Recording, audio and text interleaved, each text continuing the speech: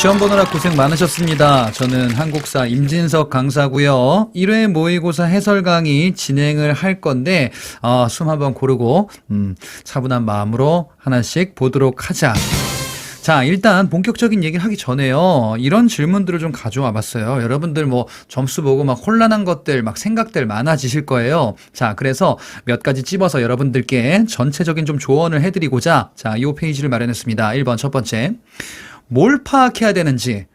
문제를 봤는데 일단 뭐 제대로 이렇게 쭉 풀어보면은 정신이 없을 거예요. 나 지금 제대로 가고 있는 길이 제대로 가고 있는 건가 여러 가지 막 혼란스러울 텐데요. 자, 문제 기준으로요. 자, 단언컨대 여러분들은 제가 누차 강조해 드릴 거예요. 이거를 문제의 포인트가 무엇인지, 과연 여기에서 뭘 챙겨가야 되는 건지, 요건 쓸데없는 건지, 자, 이런 것들을 파악하셔야 돼요.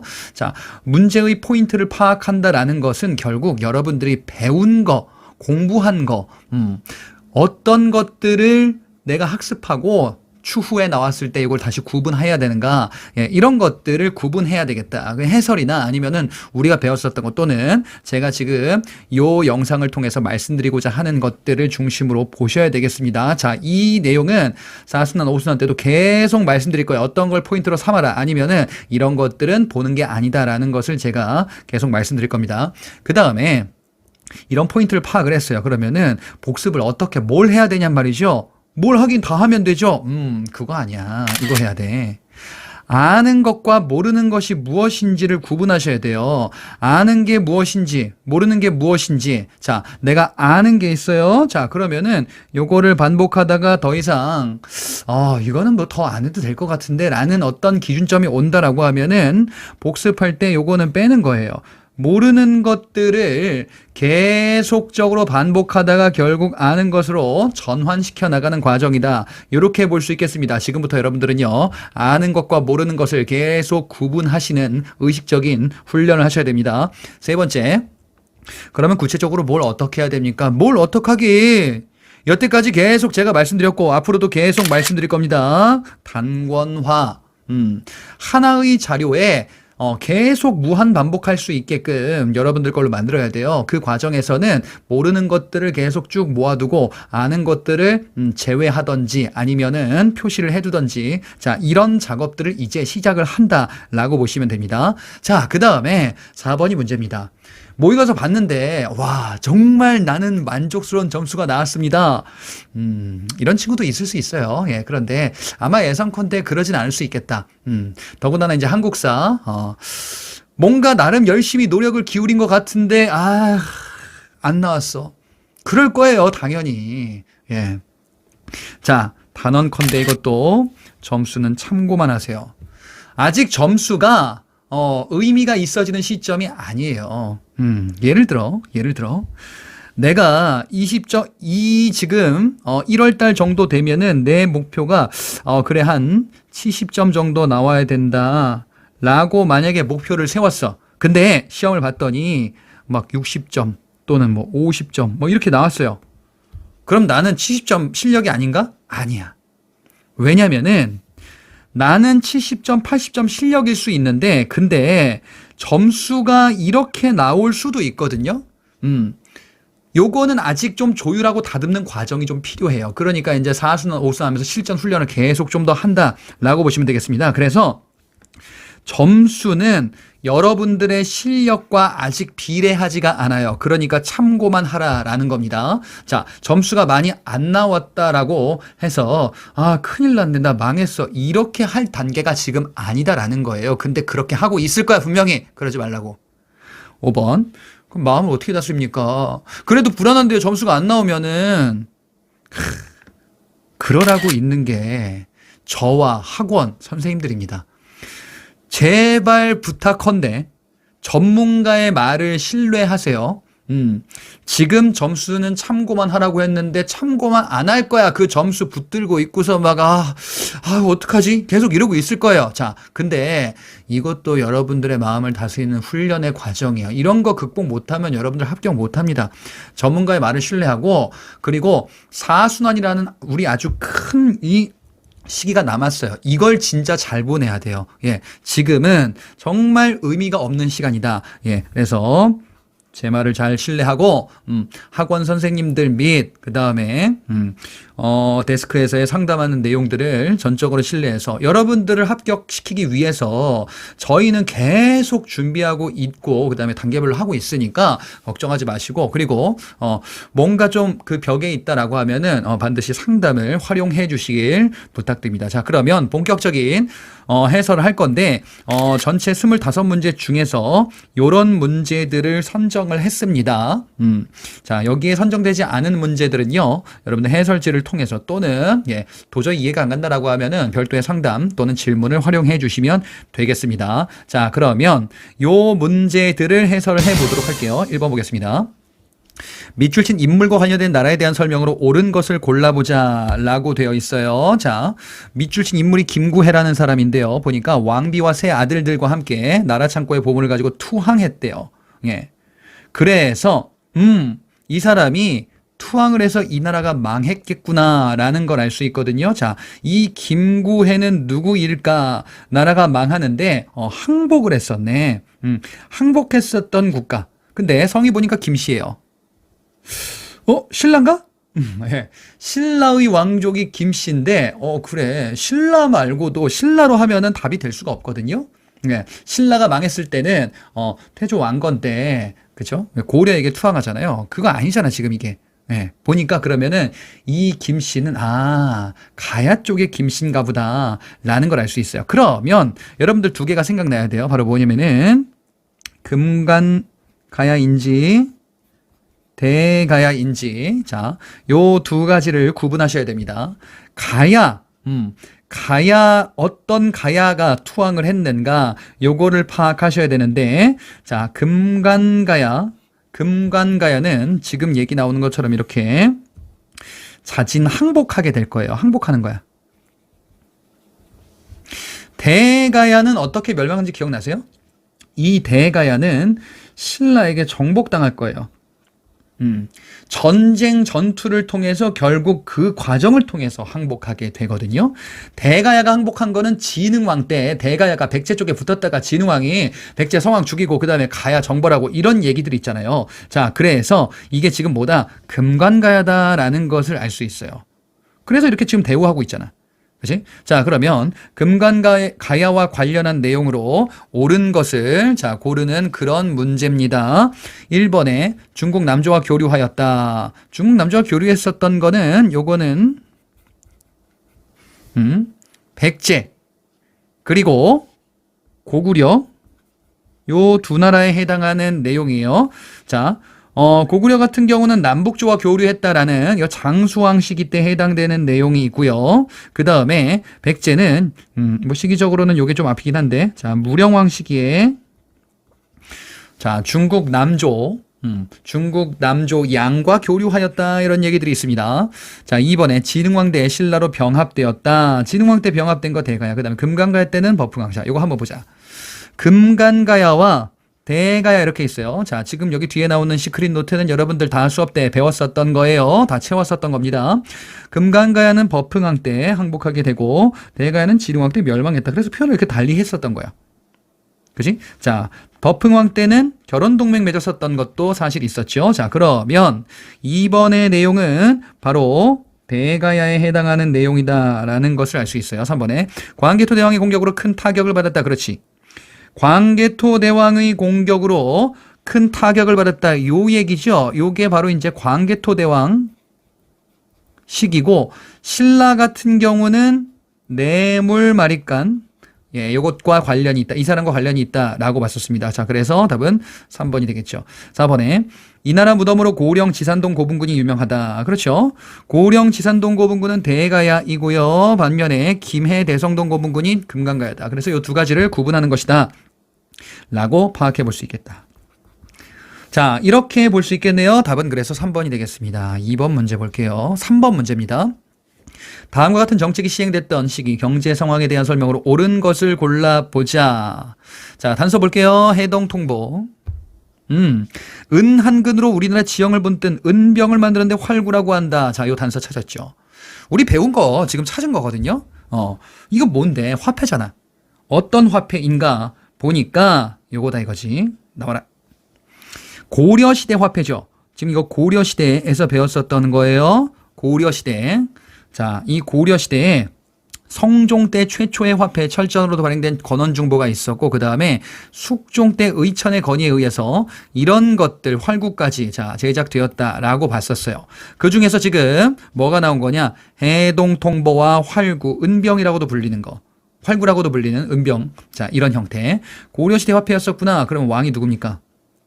숙종인데 거기까지 물어보지 않았어요. 자, 일단 왕도 나중에 사수난 때 이런 문제 있을 거예요 아마. 고려 숙종이에요. 나라는 고려다. 그지?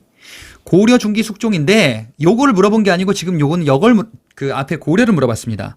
그럼 고려시대 경제 상황에 대해서 옳은 것을 골라주면 되는 문제예요. 1번. 공인이 상업활동을 주도하였다. 공인? 상업에서 공인 이런 게 있었나요? 나와라. 나와라. 여기 있다. 공인 있잖아. 대동법에서 등장했었던 관어상인이죠. 도구로도 성장했었던. 근데 이거 언제야? 이거는 조선 후기 아니에요. 고려시대와 관련이 없죠. 자, 그래서 틀렸습니다. 이건 조선 후기다. 그 다음에 이번에 시전상인의 금난전권을 제한하였다.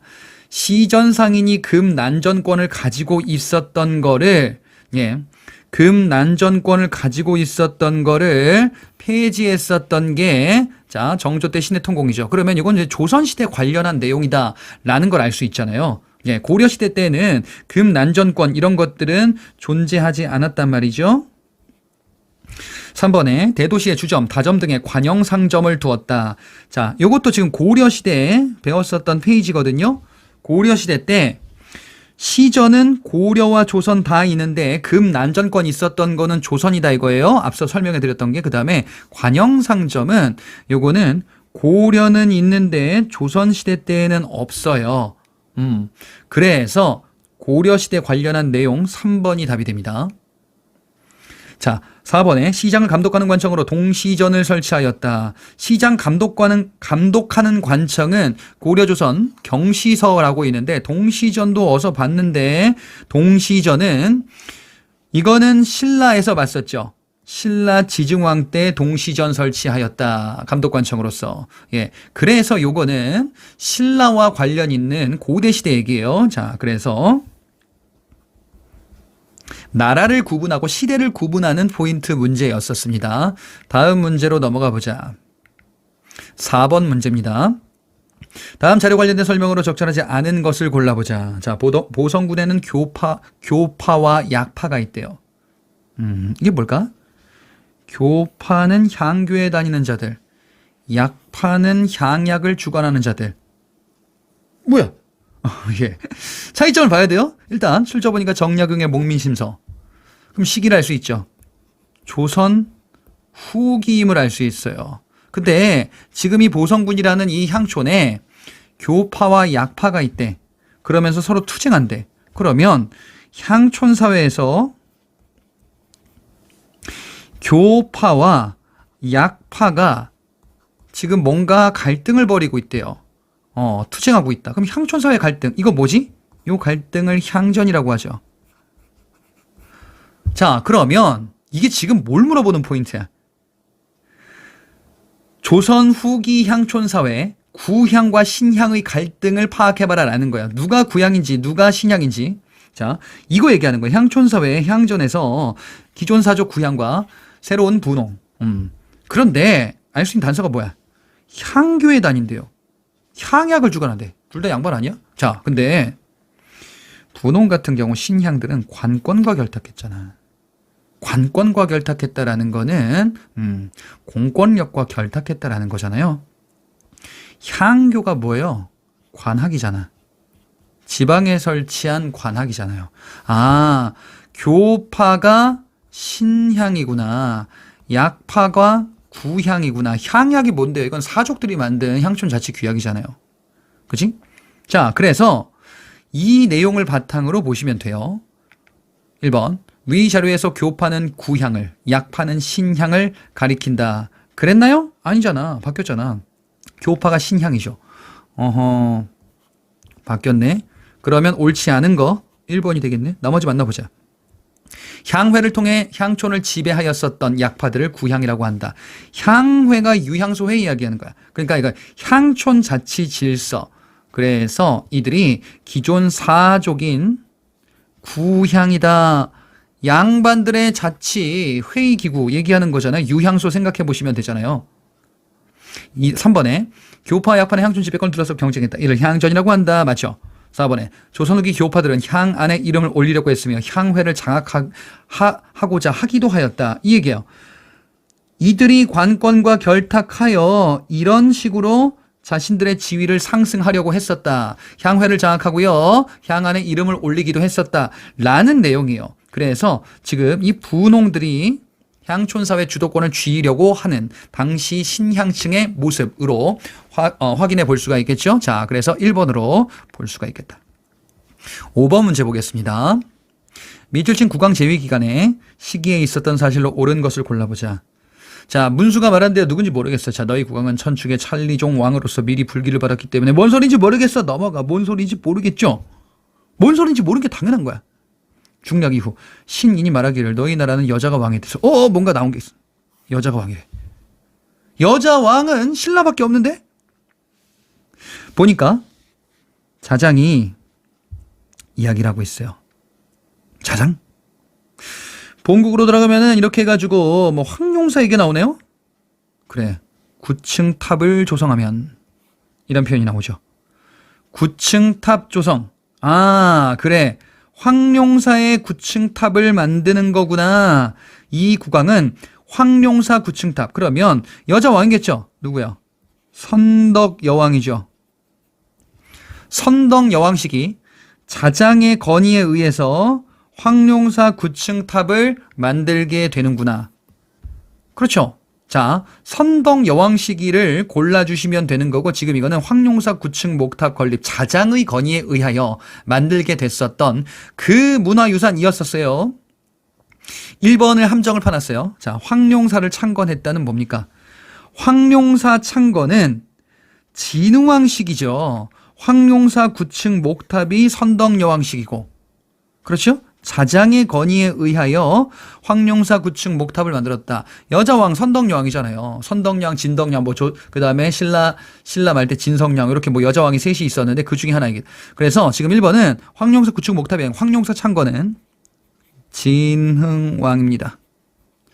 2번에 첨성대 건립했다. 그렇지. 첨성대 건립도 선덕여왕 시기 때 해당된다. 2번이 정답이네요. 3번 당과 군사동맹을 맺었다.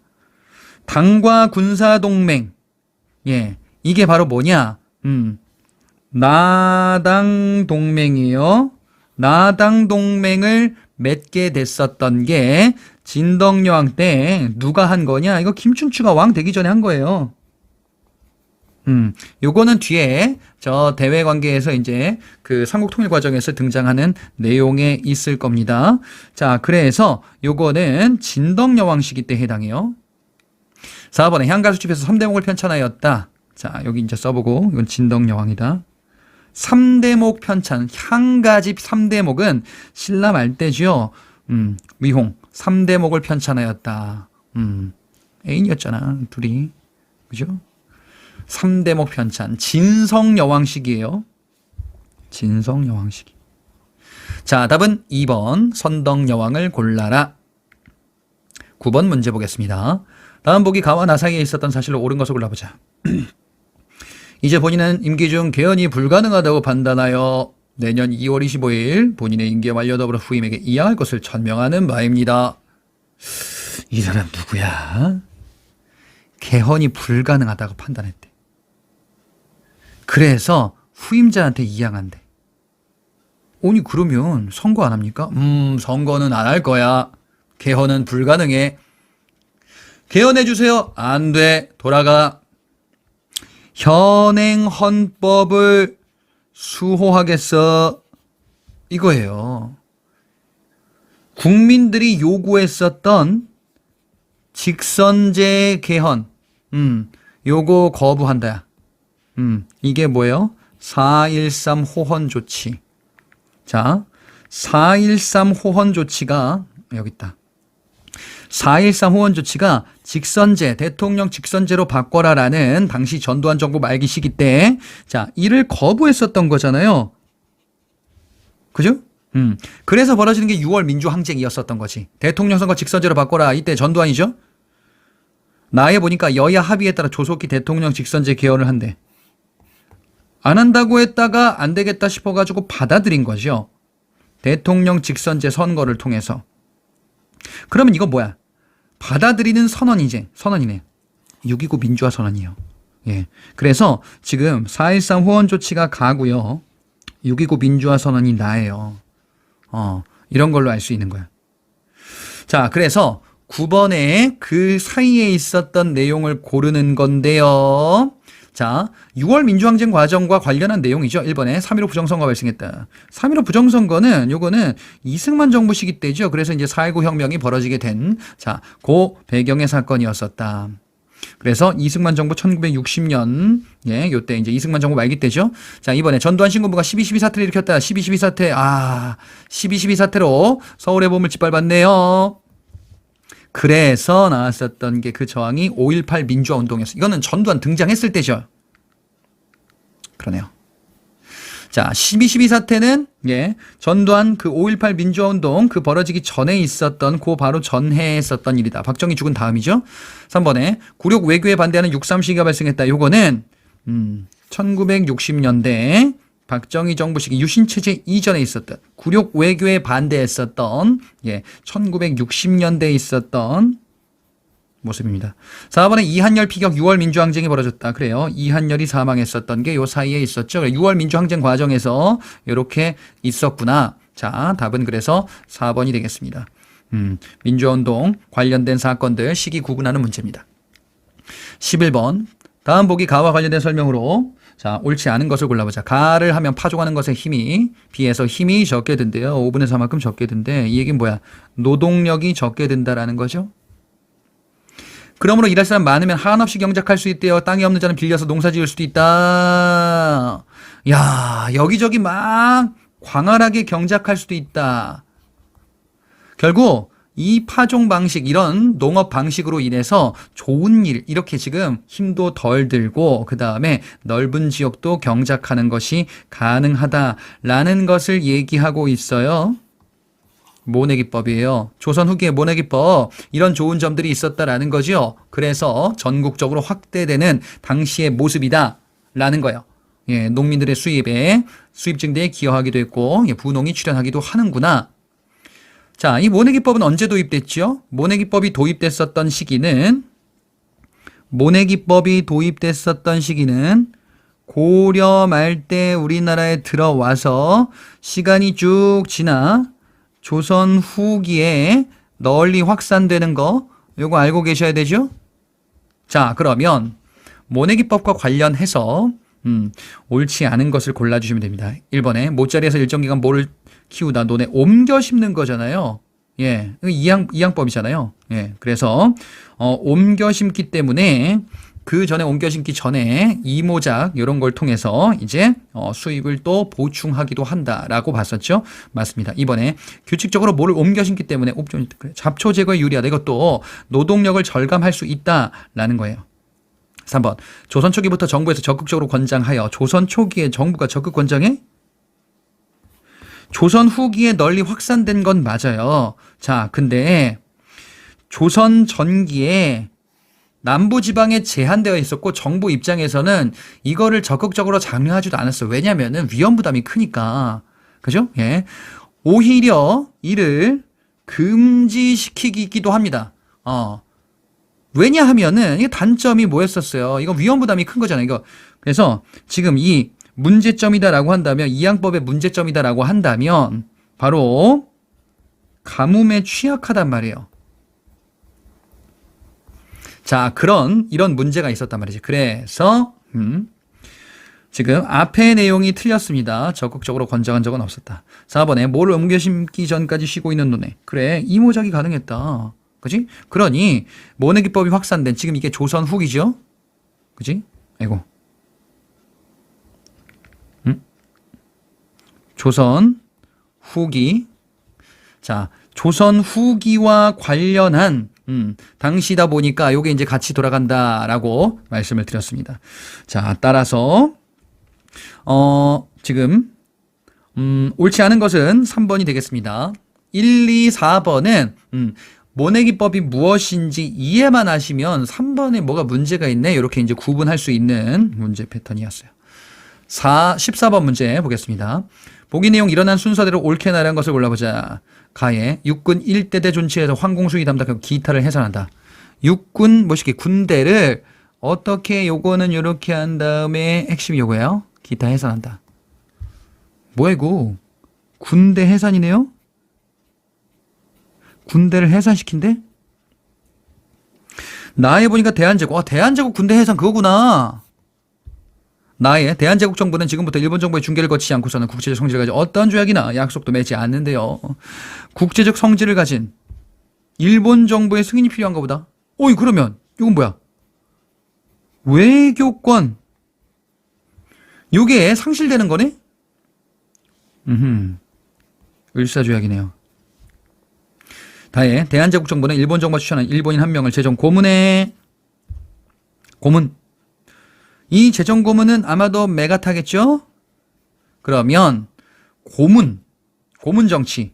자, 국권 빼앗기는 과정에서 1차 한일 협약. 라에 대한제국 정부는 일본 제국 정부의 행동이 용이하도 충분히 편의를 제공한대. 전략상 필요한 지점이다. 이렇게 돼 있어요. 그러면 전쟁과 관련이 있구나. 요건 뭐죠? 한일 의정서죠? 자, 이렇게 봤었습니다, 우리가. 한일 의정서가 군사의 충지, 전략상 필요한 지점. 1차 한일 협약이 고문 정치. 그지? 요 다음에 을사조약 또는 을사늑약, 외교권 박탈이다. 그리고 한일 신협약 비밀각서의 군대 해산 이렇게 있네. 예, 다 나왔네요. 그지? 라가 제일 처음, 그 다음에 다가 그 다음에 나가 요 순서대로 가겠네요. 글만 잘 분석하면 됩니다. 16번 보겠습니다. 다음 유물 관련된 이건 뭐죠? 보자마자 알아야 되는데 백제의 미륵사지 석탑입니다. 백제의 미륵사지 석탑은 자 우리가 본 거 보자. 이렇게 봤잖아 이거. 응? 한번 지금 떠올려 보세요. 이건 미륵사지 석탑. 그지? 그럼 이건 뭐야? 네? 잘못 들었습니다. 이거 뭐죠? 예. 여러분 생각해 보세요. 5층인데 백제 힌트. 백제 정림사지 5층 석탑입니다. 이건 뭐야? 이건 신라의 분황사 모전 석탑 또는 분황사 석탑 그거야. 자, 백제 미륵사지 석탑, 정림사지 5층 석탑, 황룡사 9층 목탑 뭐 이런 거 봤잖아요. 분황사 모전 석탑. 그 중에서 미륵사지 석탑 중요한 포인트, 문제 포인트 이런 거 봤어요. 익산 지역. 목탑 양식의 석탑이다. 그 다음에 금제사리 봉황기라는 게 기록물이 발견되기도 했었다라는 거 봤었죠. 자, 미륵사지 석탑 백제 보기를 보겠습니다. 1번에 원나라 양식이 반영된 이국적인 석탑이다. 원나라 양식이 반영된 거 이건 아닌데 이거 원나라면 이제 고려시대인데 이거 근데 이런 게 뭐였더라? 자, 뭐 긴 거 있을 텐데. 자, 쭉쭉 나가다가 요거 이거 뭐예요? 하나, 둘, 셋. 탈락. 예, 그러면 많이 배우셔야 돼요. 공부하셔야 돼. 이게 뭐냐면은 경천사 10층 석탑이에요. 원의 양식이다. 고려 후기. 이국적인 석탑. 이게 조선시대 때 원각사지 10층 석탑. 이렇게 계승되기도 하잖아. 그지? 자, 뭐 탑이 많은데? 자, 이것도 대답해보자. 이거 뭐야? 이거. 예. 가문사지 3층 석탑. 이건 뭐예요? 불국사 3층 석탑. 요거는 불국사에 있는 다보탑. 요거는 예. 화엄사 4사자 3층 석탑. 신라 중대의 탑들. 그치? 3층이 좀 많죠? 하대 진전사지 3층 석탑은 요겁니다. 요거는 발해의 영광탑. 그리고 요거는 신라 쌍봉사 승탑, 철감선사 승탑이라고도 불리는 거. 지금 이거 큰일 났네. 안 외워졌을 거야. 예. 열심히 계속 하면 돼요. 자, 뭘 파악하라 그랬어? 포인트가 뭔지. 그래, 이런 것들을 구분해야 되겠다라는 것을 알면 돼요. 그리고 모르는구나라는 것을 파악하시면 됩니다. 자, 그래서 1번은 경천사지 10층 석탑이에요. 그 다음에 2번에 보수정비 과정에서 금제사리 봉황기를 발견했잖아. 요것이. 그치? 자, 요게 정답. 3번에 기단과 탑신에 부조로 불상을 새긴 것으로 유명하다. 특징도 보자 이거지. 요거예요.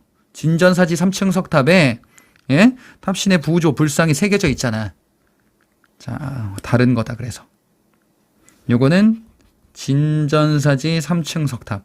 그 다음에 4번에 석재를 벽돌 모양으로 만들어 쌓은 신라의 대표적인 벽돌 모양? 자, 아니죠. 신라 것도 아니고 백제 미륵사지 석탑은 목탑 양식의 석탑입니다. 벽돌 모양 탑은 전탑을 모방한 모전석탑 이거죠. 벽돌처럼 생겨 먹었다. 여기 쭉 보니까 자, 분황사 모전석탑이다.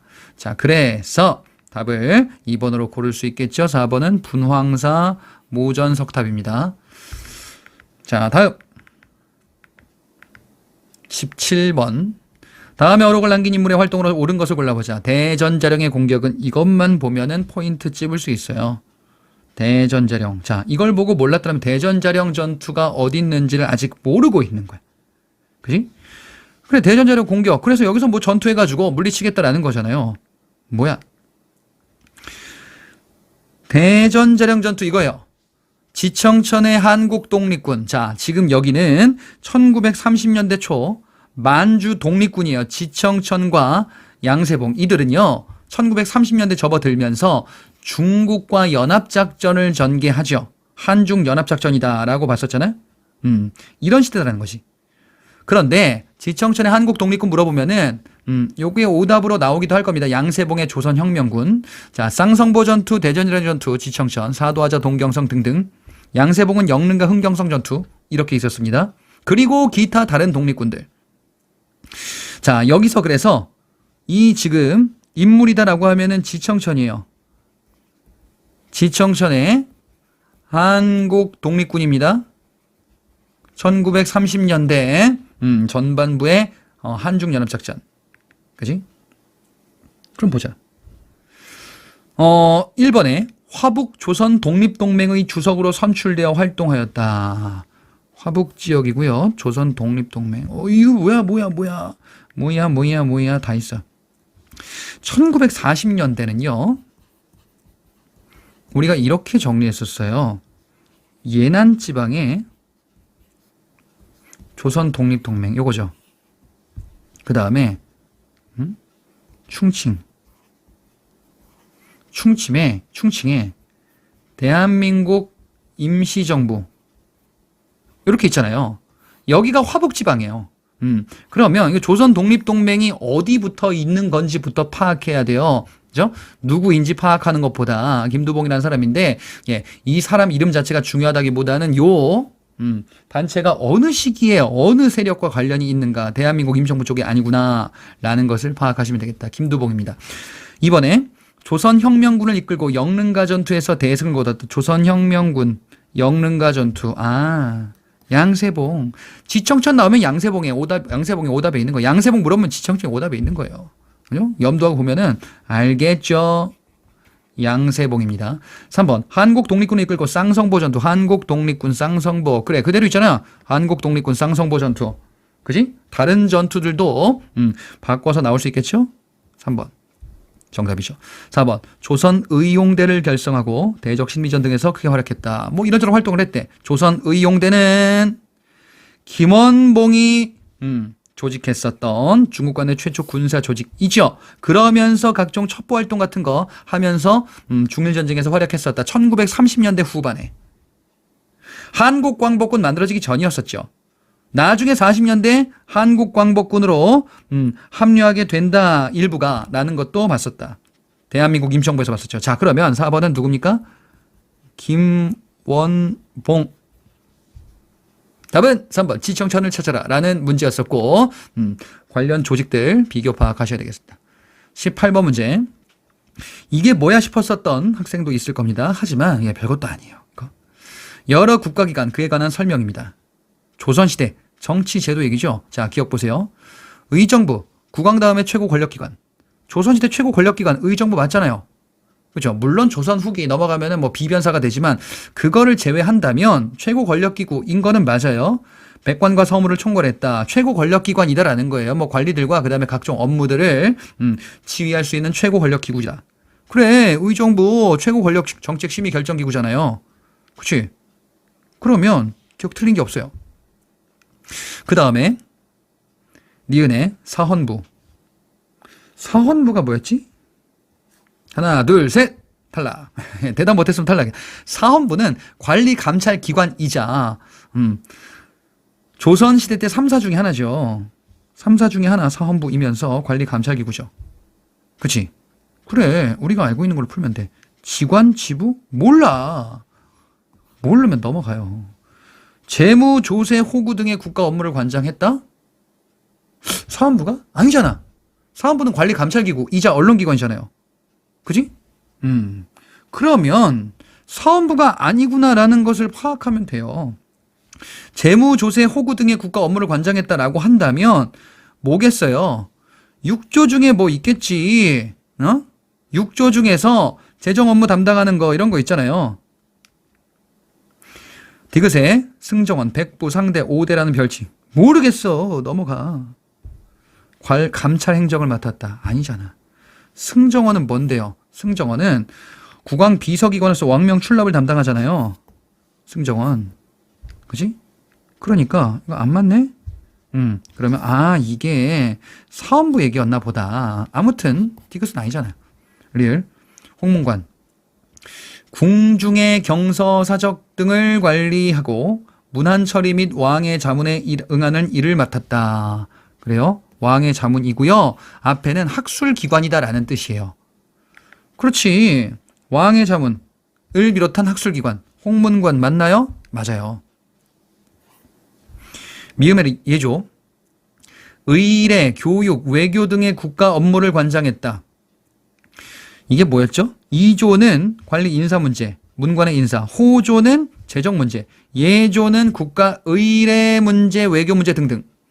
병조는 군사 국방 문제. 형조는 형사정책, 형사 문제, 형벌 문제. 공조는 건설 토목. 이런 일을 담당하죠. 그래, 예조. 의례 문제, 교육, 외교 이런 것도 담당한다. 그래서 과거 시험의 문과를 예조해서 담당하는 거예요. 맞아요. 비읍의 호조. 왕명 출납이라니 호조는 재정이잖아. 그래. 앞에 있는 니은의 내용이 호조 내용이에요. 왕명 출납은 뭔데? 요거는 승정원이잖아요. 그지? 틀렸다. 다 구분할 수 있잖아. 그러니까 문제 포인트가 이런 거 아니라 뭐 은대, 뭐 대연사 이런 것들은 문제 포인트가 아니다라는 거예요. 문제 포인트 아닌 것들은 제외하고 본다라는 거지. 다음 문제 20번 문제입니다. 다음 지문이 가리키는 신문과 관련된 내용으로 옳은 것을 골라보자. 신문이래. 그러므로 우리 조정에서 방문국을 설치하고 방문국. 이런저런 뭐 신문 얘긴데요. 순보라 하며. 에이, 너무 쉽다. 한성순보 근대 최초의 신문이다라고 봤었죠. 요거. 요 시기가 언제예요 지금? 이모군란에서 갑신정변 요 사이 시기다라고 봤었거든요. 방문국 만들어지고 신문 출판 여기서 만들어진 게 한성순보였다. 자, 한성순보의 특징이 뭐냐? 최초의 근대 신문인데 관보이면서 정부가 만들었네요. 순한문으로 만들었었다. 요게 포인트였었어요. 골라보면 3번에 있잖아. 자, 그럼 나머지 오답 정리해야겠죠? 1번에 서민과 부녀자들이 주 독자층이었어요? 한문인데? 그럴 리가. 그건 따로 있다 뒤에. 서민과 부녀자들 이들이 주 독자층이었었던 게 제국신문입니다. 대한제국 시기 때 있었던 순한글로 만들었었던 신문 구분이야. 제국신문. 그 다음에 2번에 근대신문 최초로, 자, 최초 근대신문이라는 얘기가 아니라 근대신문 중에서 처음으로 상업광고를 게시했었대요. 이거는 한성주보, 갑신정변 이후에 새롭게 만들어진 이런 거야.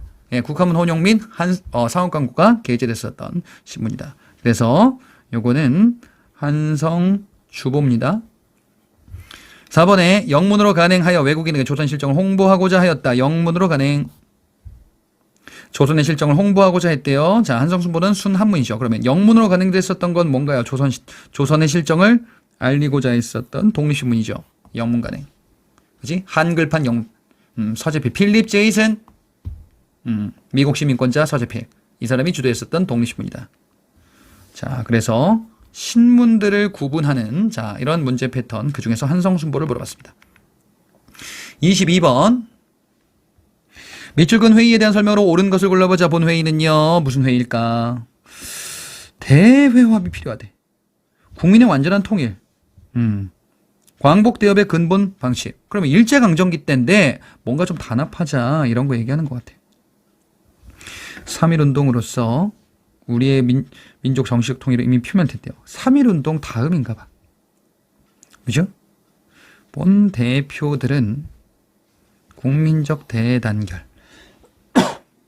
그러면 이 본회의는 3.1운동 이후에 등장한 회의인데 뭔가 화합을 꾀하자라는 거예요. 대표들이 모였대. 종합해 보세요. 뭐가 있어? 3.1운동 이후에 통합합시다 라는 거. 통합합시다 라는 거는 자, 두 가지가 일단 떠오를 수 있어야 되거든요. 뭐가 있냐? 국내에서 있었던 민족유일당 운동이 있어요. 민족유일당 운동은 비타협적 민족주의와 사회주의의 연대. 그래서 결과물로 나온 게 신간회가 있었죠. 근데 민족유일당 운동에서 어떤 회의가 있었던 건 아니거든요. 그럼 뭐가 있냐? 대한민국 임시정부에서 있었던 거 이거 있잖아. 대한민국 임시정부에서 1920년대에 있었던 국민대표회의가 있잖아요. 그죠? 대표회의. 키워드 나왔잖아, 지금. 예? 회의, 대표. 그죠? 그래서 이게 뭐다? 대한민국 임시정부 1923년에 있었던 국민대표회의다라는 것을 알 수가 있어요. 자, 보기를 보도록 하겠습니다. 창조파와 개조파가 대립하였다. 그런가요? 예. 창조파와 신채호, 개조파 안창호 대립이 있었죠. 해체할 것이냐 아니면은 개조 후 존속할 것이냐. 예, 유치파는 불소합니다. 그래서 국민대표회가 이렇게 개최되는 거예요. 그래. 맞죠. 이번에 대일선전 성명서를 공표했다. 대일선전? 이렇게 하면 조금 더 쉽겠지 이해가. 대일선전 포고문. 일본과 전쟁 참여하겠다. 대일선전 포고. 이거는 충칭 대한민국 임시정부. 예. 일본이 태평양 전쟁 일으키니까 우리도 2차 세계대전에 연합국 편에 서서 이들과 싸우겠다. 군대가 있어야죠. 한국 광복군 투입시키겠다라는 거죠. 그래서 이게 뭐다?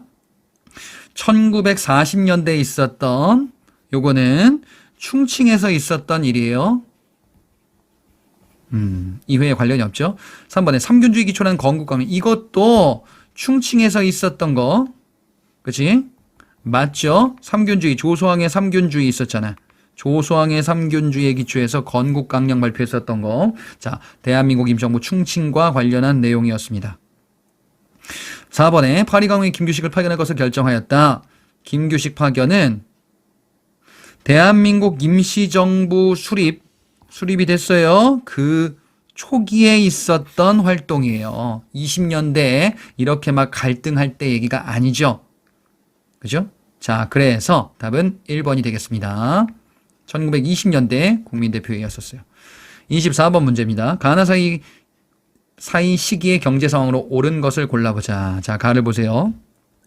조선국 항구에 머무른 일본은 쌀과 잡곡을 수입 수출할 수 있대요. 예, 우리와 일본 간에 뭔가 경제 수출과 관련한 내용 같은데 두 번째 점에 보니까 일본국 정부 소속된 모든 선박은 항세를 납부하지 않는다라고 되어 있습니다. 그러면 이거 이렇게 얘기할 수 있죠. 무항세.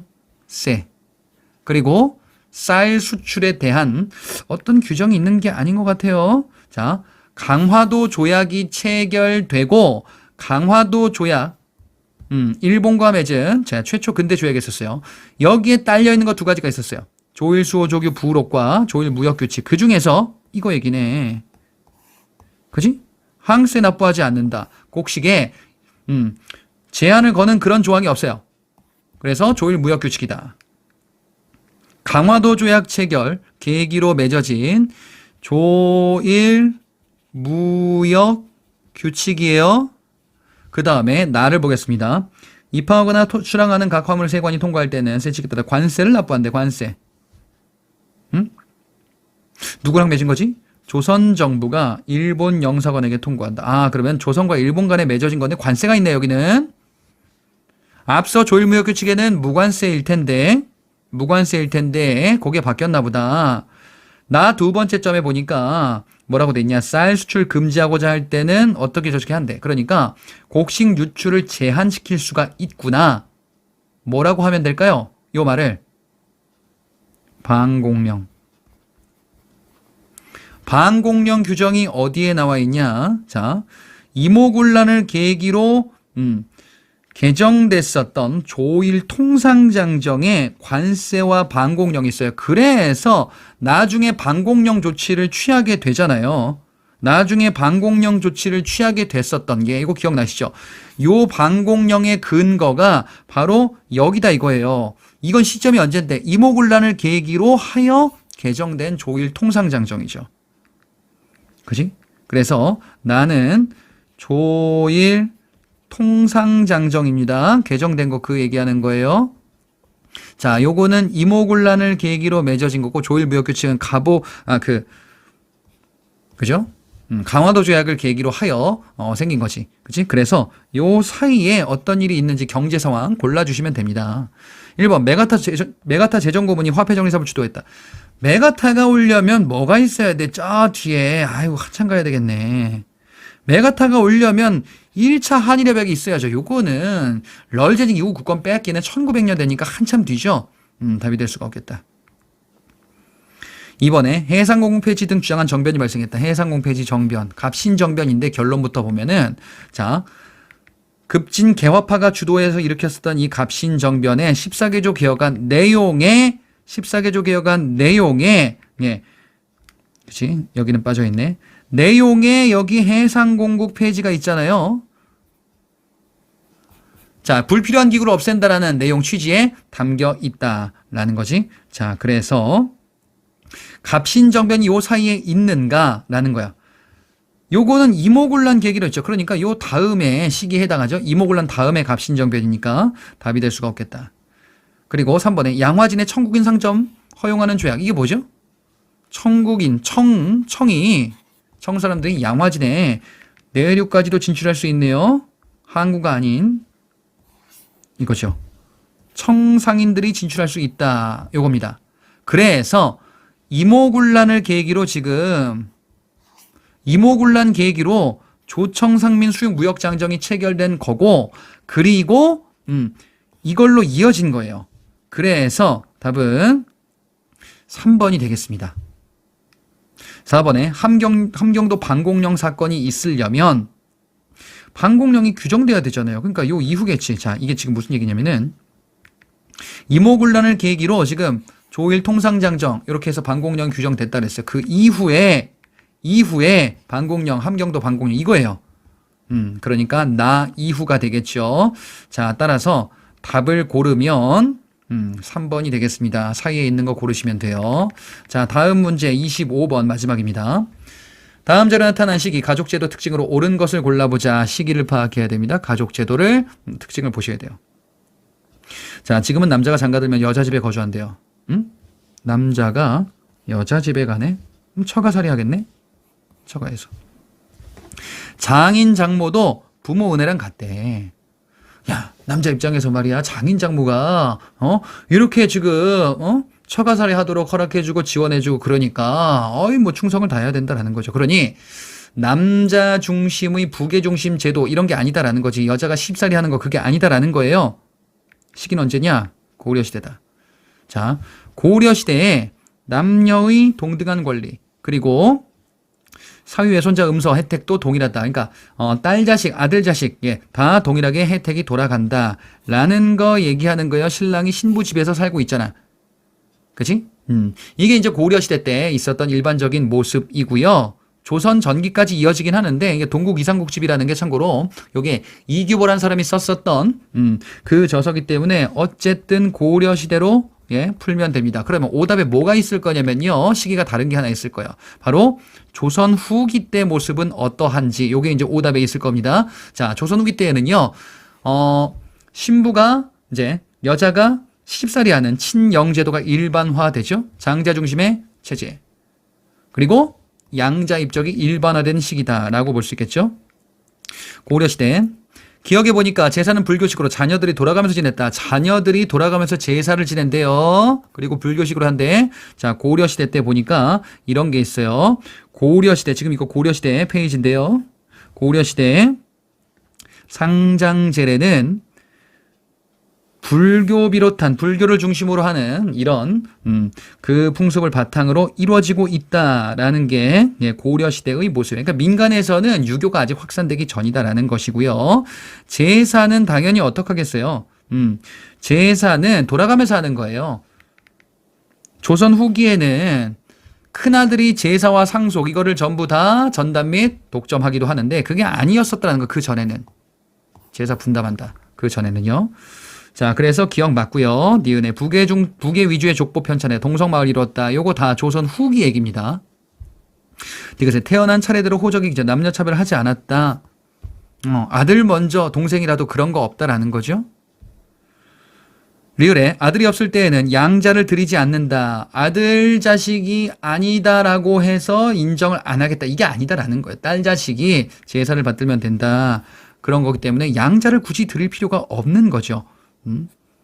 그지? 이게 조선 후기다. 그래서 니은과 리을이 조선 후기이기 때문에 답이 될 수가 없습니다. 자, 요렇게 해서 문제들을 다 봤습니다. 제가 처음에 말씀드렸던 것처럼 전문가를 따라주시고 제 말을 잘 따라오시면서 다른 과목도 마찬가지입니다. 그러면서 좌절하지 마세요. 좌절하지 마시고 존버하시기 바랍니다. 합격까지 존버하면은 결국 이제 내년 이때쯤 되면은 이제 뭐 연수원 해서 막 여러 가지 합격 얘기하고 있을 겁니다. 버티면 됩니다. 수고하셨습니다.